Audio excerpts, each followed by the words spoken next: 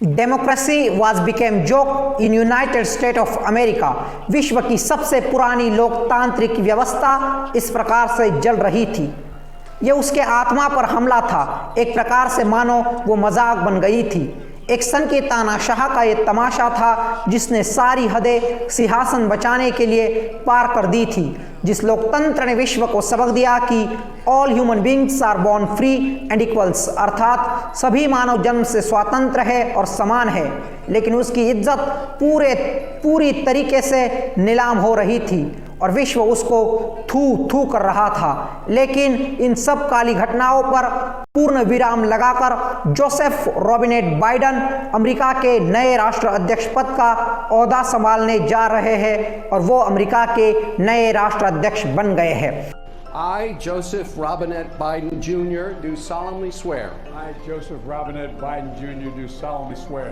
That I will faithfully execute. That I will faithfully execute. The office of President of the United States. Office of President of the United States. And will, to the best of my ability. Will, to the best of my ability. Preserve, protect, and defend. Preserve, protect, and defend. The Constitution of the United States. The Constitution of the United States. So help you God. So help me God. Congratulations, Mr. President. नमस्कार दोस्तों, मैं रविराज जाधव आप सबका स्वागत करता हूं। आज बात करेंगे यूनाइटेड स्टेट ऑफ अमेरिका की और उसमें हाल ही में हुए चुनाव की। तो डेमोक्रेटिक पार्टी जिससे ताल्लुक़ रखते हैं जोसेफ बाइडेन, उनके पार्टी को मिली 306 सीटें। उसके साथ ही ट्रंप की पार्टी को मिली 232 सीटें जो कि रिपब्लिकन पार्टी है और मेजोरिटी का नंबर है 270। तो साफ तौर पर बाइडेन को मेजोरिटी मिली है और वो अमेरिका के नए राष्ट्राध्यक्ष बने हैं। उसके साथ साथ उपराष्ट्राध्यक्ष बनी है कमला हैरिस जो कि भारत से ताल्लुक़ रखती है।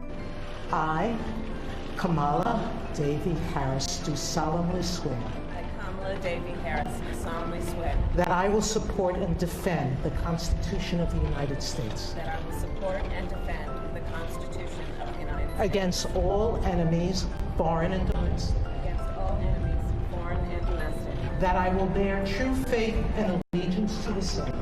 That I will bear true faith and allegiance to the same. That I take this obligation freely. That I take this obligation freely. Without any mental reservation or purpose of evasion. Without any mental reservation or purpose of evasion. That I will well and faithfully discharge. That I will well and faithfully discharge. The duties of the office on which I am about to enter. The duties of the office upon which I am about to enter. So help me God. So help me God. तो ये भारतीय होने के नाते हमारे लिए अभिमान का विषय है। जिस प्रकार से अमेरिका में हिंसा हुई, उस हिंसा की कहीं ना कहीं पूरे विश्व ने निंदा की। जोसेफ रॉबिनेट बाइडेन कौन है, क्या है, इनकी कहानी काफ़ी दिलचस्प है। ऐसा नहीं है कि पहली ही बार वो अमेरिका के राष्ट्राध्यक्ष पद के रेस में थे। 1988 में वो कहीं ना कहीं इसके करीब आए थे, लेकिन उसके साथ ही 2008 में वो राष्ट्राध्यक्ष पद के फिर से करीब आए थे, लेकिन उनके सामने चुनौती थी शातिर राजनेता बराक हुसैन ओबामा की और अध्यक्ष बनने के काबिलियत रखने वाली हिलरी क्लिंटन की। लेकिन उन्होंने उस वक्त कॉम्प्रोमाइज़ कर लिया बराक हुसैन ओबामा जी के साथ और ओबामा जी बने राष्ट्राध्यक्ष और उसके साथ जोसेफ बाइडेन बने उपराष्ट्राध्यक्ष। तो दोनों ने 8 साल अमेरिका पर शासन किया शांतिपूर्वक और लोकतांत्रिक तरीके से। उसके बाद अगले चुनाव में हिलरी क्लिंटन को दावेदार बनाया गया राष्ट्राध्यक्ष पद का। उस वक्त जोसेफ बाइडेन कहीं ना कहीं पीछे हट गए। उसके साथ ही उन्हें उसके बाद राष्ट्राध्यक्ष पद का उम्मीदवार घोषित कर दिया गया 2020 में और उन्होंने डोनाल्ड ट्रंप की हार निश्चित कर दी। और उसके साथ ही जिस प्रकार की उनकी कहानी रही है वो काफ़ी दिलचस्प है।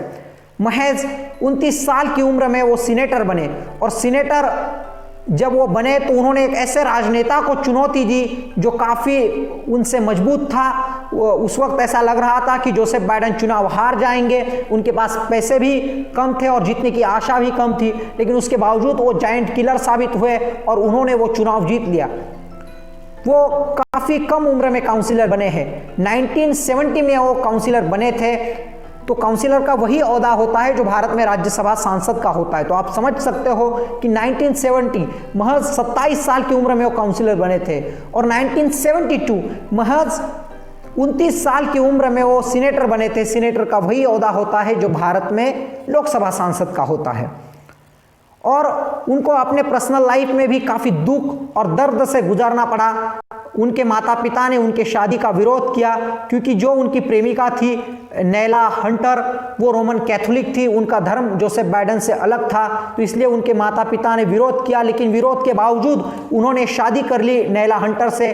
लेकिन वो एक बुरी घटना उनके जीवन में घटी। 1972 में उनकी पत्नी की मौत हो गई एक्सीडेंट में और उनकी जो बेटी है वो भी इस दुनिया से गुजर गई। उनके जो 2 बेटे थे उन्हें बुरी तरीके से घायल होना पड़ा, लेकिन अस्पताल में ले जाने के बाद वो उससे कहीं ना कहीं बाहर आ गए। लेकिन जोसेफ बाइडेन ने कभी संघर्ष में रुकावट नहीं लाई। वो यदि चल सकते थे तो वो चलते वक्त ये सोचते थे कि मैं कैसे दौड़ूं, और दौड़ते वक्त वो ये सोचते थे कि मैं मेरे मंजिल तक कब पहुंचूं। तो यही तो जीवन होता है, यही संघर्ष होता है, यही तकलीफें होती है और इसे ही तो जिंदगी कहते हैं। जिस प्रकार के वो राजनेता है, एक राजनेता होने के नाते उनमें कुछ कमी नहीं है, लेकिन उससे भी शानदार वो स्पीकर है, एक वक्ता है। और पूरे अमेरिका में ही नहीं तो पूरे विश्व में उनके और बराक हुसैन ओबामा जी की जो दोस्ती है उनकी चर्चाएं होती है, महफिलें उनके नाम से सजती है और इनकी दोस्ती ही एक बेहतरीन संदेश है विश्व को कि किस प्रकार से हम दोस्ती बनाकर शासन चला सकते हैं। तो बराक हुसैन ओबामा जी ने कहा है, congratulation to my friend, this is our time, अभिनंदन, ये हमारा वक्त है, उसका इस प्रकार से अर्थ होता है। तो आप समझ सकते हो कि कितना गहरा संबंध है दोनों का। और बराक हुसैन ओबामा ही थे जिन्होंने 2017 में जोसेफ बाइडेन जी को प्रेसिडेंशियल मेडल दिया था और ये मायने हैं उनके दोस्ती के।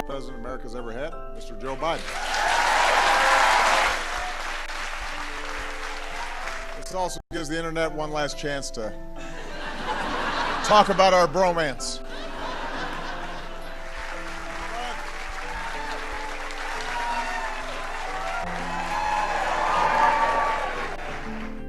I am pleased to award our nation's highest civilian honor, the Presidential Medal of Freedom.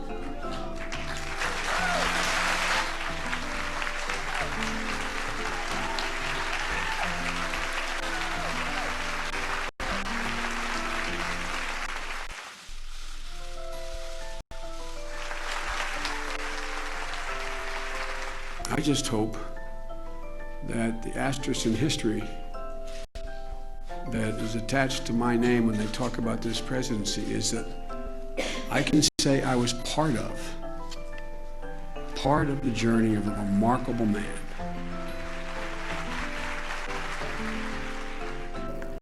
उसके साथ ही उनके जीवन में जो बाकी की चीज़ें हैं वो भी काफ़ी रोचक है। उनके माता पिता अमीर तो थे लेकिन उन्हें भी फाइनेंशियल क्राइसिस कभी कभी आया करती थी। तो एक बात अच्छी है भारत के लिए कि कमला हैरिस जो कि उपराष्ट्राध्यक्ष बनी है तो वो भारत से ताल्लुक़ रखती है। उनकी माँ जो है श्यामला गोपालन तमिलनाडु से आती है। उसके साथ ही जो बाइडेन जी का स्पीच उन्होंने दिया प्रेसिडेंट बनने के बाद, वो स्पीच लिखा था एक भारतीय ने जिनका नाम है विनय रेड्डी। तो आप समझ सकते हो कि कितने गहरे संबंध है भारत और अमेरिका के बीच।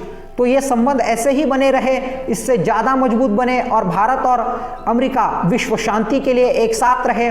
उन्होंने जो अपना भाषण दिया उसमें उन्होंने क्या कहा ये मैं आपको समझाने की कोशिश करता हूँ। उन्होंने अपने भाषण में कहा कि अमेरिका एक महान राष्ट्र है, हम अच्छे लोग हैं, आज कई मुश्किलों को पार कर कर हम यहाँ तक पहुँचे हैं और हमें और तेजी से आगे जाना है, बहुत कुछ हासिल करना है, बहुत कुछ सही और अच्छा करना है। सबके लिए इंसाफ का इंतज़ार नहीं करना है तो सबको इंसाफ दिलाना है। हमारा ग्रह खुद अस्तित्व की गुहार लगा रहा है। सियासत में कट्टरवाद, स्वयं की प्रतिष्ठा और आतंकवाद बढ़ रहा है। हम इसका सामना करेंगे और इसे हराकर ही दम लेंगे। हमें एकता दिखानी होगी। कौन कहता है कि बदलाव नहीं आ सकता? आज पहली बार एक महिला अमेरिका की उपराष्ट्र अध्यक्ष बनी है। ये बदलाव नहीं है तो और क्या है। जो लोग मेरे साथ खड़े थे मैं उनके लिए तो लड़ूंगा, लेकिन जो लोग मुझसे असहमत थे मैं उनके लिए भी उतना ही लड़ूंगा जो लोग मेरे साथ सहमत थे। तो सबको साथ लेने की बात उन्होंने कही है और अमेरिका को और महान बनाने की बात उन्होंने कही है। अमेरिका एक विकसित राष्ट्र है, उसके बावजूद उन्होंने ये कहा है कि हमें और आगे जाना है। तो ये उनकी इच्छा शक्ति दर्शाता है, उनका जो सपना है अमेरिका को मजबूत बनाने का और मजबूत विश्व में अमेरिका को सुपर पावर से भी ऊपर खड़ा करने का। तो ये काफ़ी अच्छी बात है और आशा करते हैं कि कमला हैरिस जी की वजह से हमारे और अमेरिका के संबंध जो है वो और मजबूत होंगे। हम एक साथ आगे बढ़ेंगे और विश्व शांति, विश्व समृद्धि की कल्पना करेंगे, यही हम आशा करते हैं। तो मिलते हैं अगले वीडियो में अगले विषय पर। तब तक के लिए धन्यवाद, बहुत बहुत शुक्रिया।